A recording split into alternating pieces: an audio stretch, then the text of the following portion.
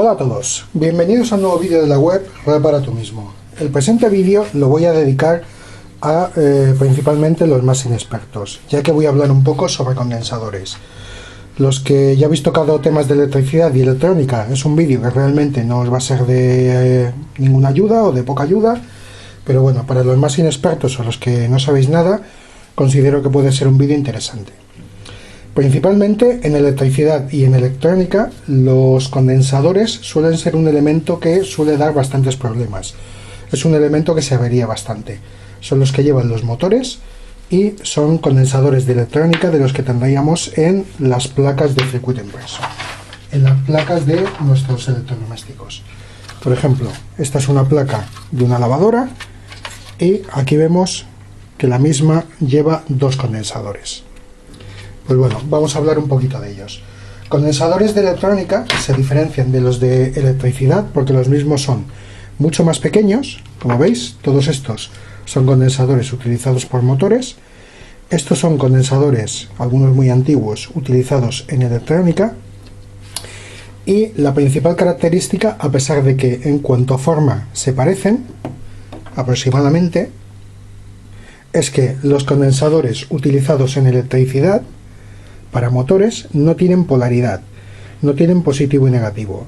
Al ser corriente alterna la que funciona con ellos, es indistinto cómo los conectemos, así o al revés, no pasa nada. En cambio, en los condensadores utilizados en electrónica, sí que es importante cómo conectemos los mismos. Estos condensadores de electrónica sí que tienen polaridad. Tienen un terminal negativo y el otro que no está marcado sería el positivo. Generalmente estos condensadores siempre marcan el terminal negativo.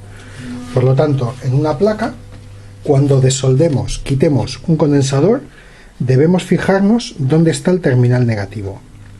Generalmente la placa lo lleva serigrafiado, lleva una especie de dibujo donde está dicho terminal, negativo y positivo. Pero por si no lo llevase marcado, es conveniente siempre que quitemos un condensador de estos, marcarlo, indicarlo, marcarlo en la placa o hacer una foto antes de que lo quitemos. Ya que si lo conectamos al revés, sencillamente lo que pasará es que el condensador explotará. Revienta y puede causarnos todavía una avería mayor de la que teníamos inicialmente. Para identificar los condensadores, vamos a empezar, por ejemplo, con los de electricidad. Los mismos se identifican por una numeración que llevan, indicando, por ejemplo, en este caso, 4 microfaradios. La tolerancia del condensador, que sería el más menos 5%, y el voltaje de trabajo. A 425 voltios que puede aguantar, puede soportar 10.000 horas de funcionamiento. A 475 ya baja a 3.000 horas. Las horas de funcionamiento realmente es un dato que no nos influye demasiado o no tiene especial mención. Lo que a nosotros nos interesa de un condensador es su capacidad en microfaradios y el voltaje de trabajo. Pero antes de meterme en que veamos unos cuantos ejemplos, vamos a hablar un poquito de teoría, ya que puede ser interesante. Los condensadores, tal como os indico en la hoja, se miden, la unidad de medida del condensador sería en faradios. Faradios es una medida muy grande, es una medida de un condensador, por ejemplo, del tamaño de una lavadora. Sería el tamaño para un faradio. Actualmente dicho tamaño ha bajado bastante, pero bueno, sigue siendo una medida que no se suele utilizar. Tenemos el faradio, el milifaradio, el microfaradio, el nanofaradio y el picofaradio. Aquí os los indico: faradio, mili, micro, nano y pico. Cada vez que bajamos un salto en la escala, tenemos que añadir 3 ceros. Por lo tanto, un faradio serían 1000 milifaradios, 1.000.000 de microfaradios, 1.000 millones de nanofaradios, etc. Las dos escalas más utilizadas que vamos a usar normalmente, tanto en electrónica como en electricidad, es la escala de los microfaradios y los nanofaradios. Suelen ser el tipo de condensador que se suele averiar generalmente en las placas. Las placas electrónicas pueden llevar condensadores de picofaradios, pero son de una capacidad tan pequeña que realizan funciones en la placa, pero no suelen ser condensadores que se averíen normalmente. Los normalmente se suelen averiar son microfaradios y nanofaradios. Por ejemplo, un microfaradio correspondería a 1000 picofaradios. Pondríamos el 1 aquí y añadiríamos los ceros. Otros condensadores están indicados con K. K significa que donde tenemos colocada la K estamos eliminando los 3 ceros del picofaradio. Por ejemplo, 100K correspondería a 100.000 picofaradios, o lo que es lo mismo, 100 nanofaradios.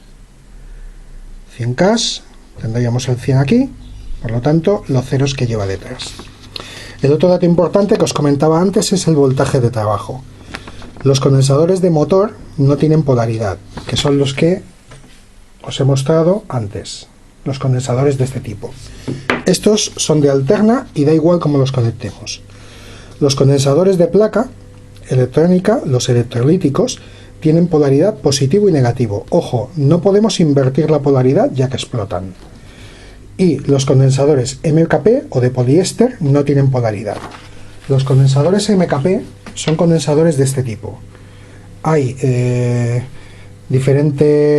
muchos fabricantes, diferentes modelos, tamaños, pero aproximadamente tienen esta forma y pueden variar de color.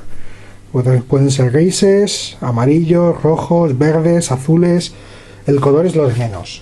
Lo que tenéis que fijaros de este tipo de condensadores es el valor que tiene indicado en la carcasa. Este es de 1 microfaradio y 275 voltios.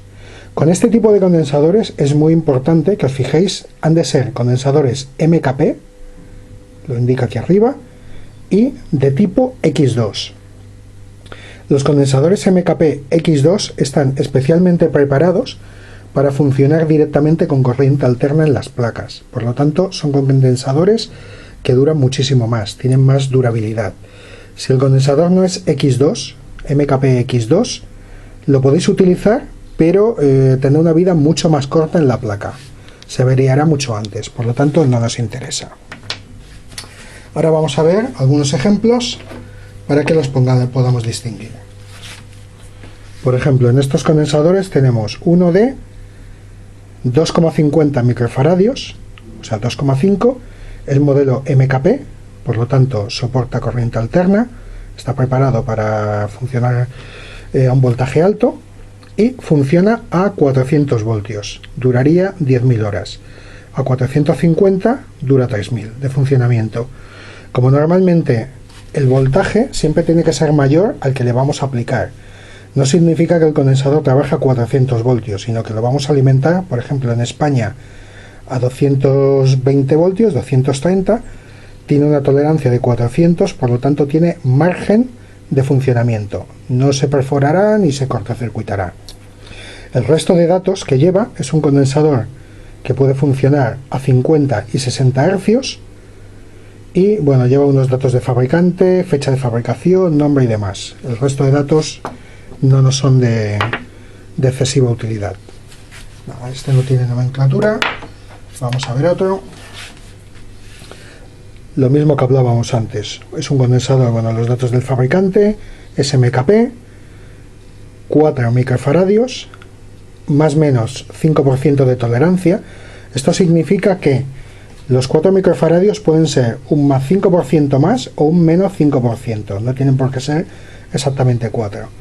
Voltaje de trabajo y números de horas de uso según el voltaje de trabajo.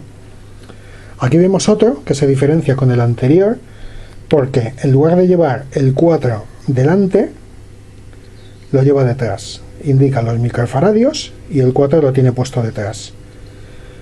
Nos indica los dos voltajes de trabajo y el tipo de tolerancia. En este caso lleva una nomenclatura propia del fabricante. Pero bueno, lo que nos interesa siempre, microfaradios y voltaje. Vamos a ver otro ejemplo como este. Este sería un condensador de un compresor de aire acondicionado, SMKP, 40 microfaradios, los dos voltajes indicados. Normalmente suelen llevar uno, aunque muchas veces en estos casos llevan los dos voltajes, indicando las horas de uso.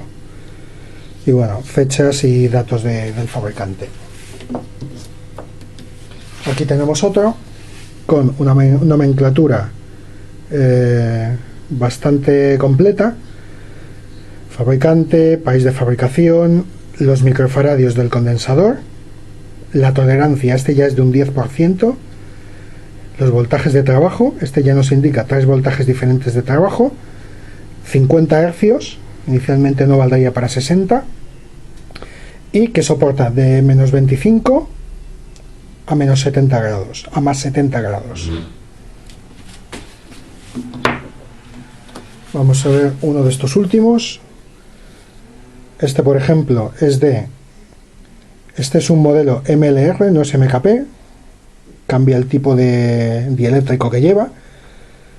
Es de 25 microfaradios, un 10% de tolerancia y los voltajes de trabajo y las horas que correspondería a cada voltaje.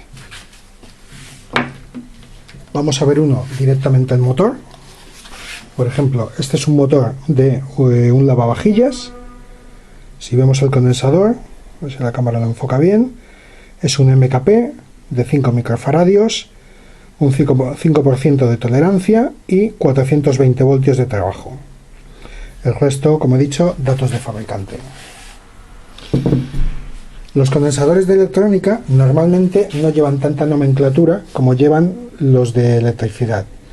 En este, por ejemplo, vemos que es de 100 microfaradios, 160 voltios. Lleva unos datos de fabricación y la temperatura que aguanta, pero no tiene más datos. Este, por ejemplo, es de 100 microfaradios, 25 voltios. Vamos a ver alguno más, tampoco no hay que alargar excesivamente el vídeo. Este no indica los microfaradios, pero se entiende inicialmente que 4700 son microfaradios, 25 son los voltios que aguanta y nos indica la polaridad, que el positivo estaría en este lado, el lado aislado, y el negativo está en el lado de chapa, el lado metálico. Y por último, uno de los pequeños de 47 microfaradios, 100 voltios. Sobre el voltaje de los condensadores de electrónica ya dedicaré otro vídeo, ya que hay de multitud de voltajes. Hay de 10 voltios, 16, 25, 100, 160, 350, hay multitud de voltajes. Para comprobar los condensadores lo podemos hacer de diferentes maneras. Hay polímetros que llevan medida de condensadores, como sería este, por ejemplo. Entonces, un condensador de 40 microfaradios, lo vamos a conectar, ponemos la escala de microfaradios superior, 20 sería una escala pequeña, ponemos la de 200 y enchufamos nuestro condensador. Nos debe dar la medida aproximada. Nos da 41,2, inicialmente este condensador está bien, está correcto. Si nos diera una medida superior al 5% o al 10% que hemos hablado, el condensador estaría mal. O sea, una medida inferior, perdón. Otro método de comprobar condensadores es mediante un capacímetro. Un capacímetro es un medidor específico para condensadores.